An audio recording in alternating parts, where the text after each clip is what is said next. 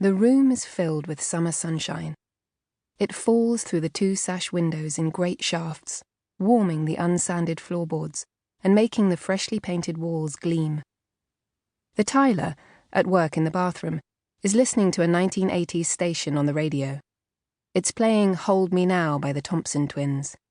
He likes the 80s stuff, the music my father used to listen to. I dreamt about Dad last night for the first time in months. My arm rises and falls to the beat as I apply a fresh coat of paint with the roller. My hips and shoulders move in time too. When I'm done, I stand back to admire my handiwork. This flat has been a sanctuary. I expect that's why I had the dream, because the renovation is almost complete and it'll be rented out soon. Just this room and the carpeting, and then I'm done, and it won't be my sanctuary anymore. It'll be someone else's. Martin felt like a safe place once. 2 arms to enfold me when I was too young to realize I had taken the easy option, that I needed to do it for myself. And now it's too late. I'm trapped. Flat 2, 42 Linden Road. I spotted the for sale sign on the walk to Lucas's school 2 months ago, viewed it the same morning, and then convinced Martin it would be a sound investment. The 4 flats we currently rent out are modern, trouble-free boxes. This would be our first fixer-upper. Martin didn't take much convincing. After all, it's a lot closer to home than the others. A 5-minute drive or a 20-minute walk. He's happier when I'm close by. I check my phone. 12:15. Time to start cleaning up. Martin likes lunch at 1 on the dot, and he likes us to have it together, even if it means interrupting my day.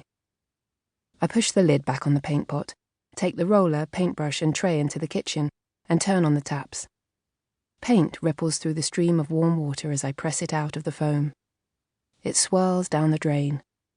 I repeat the process until the water runs clear. Down below, in the narrow strip of a garden, a workman puts the finishing touches to the decking. What had been an overgrown mess used as somewhere to dump unwanted household items is now a low-maintenance urban oasis. Unaware of me watching, the workman straightens up, rolls his shoulders, then walks back to the house and pulls a Peroni out of the small cooler bag he's left at the bottom of the stairs. He turns to look at his handiwork, raising the bottle to his lips, one hand rubbing the back of his neck as he glugs it down. My hold on the paintbrush tightens. The doorbell rings. Startled out of my trance, I drop the paintbrush, turn off the tap, and go downstairs. I expect it's a delivery.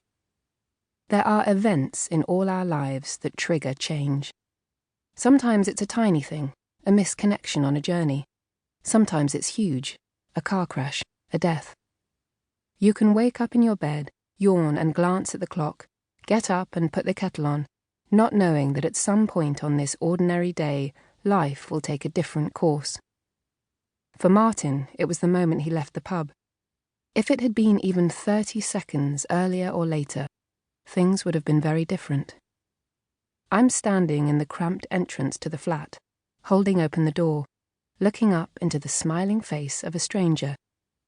And I don't know, I don't have a clue, that this is my fork in the road, or that the choice I'm going to make is crucial, that people's lives are in the balance. What I say, what I do, what I sense. The man standing on the doorstep is empty-handed. "Hi?" I say, turning the greeting into a question. "Hello," he replies. "I'm your new tenant."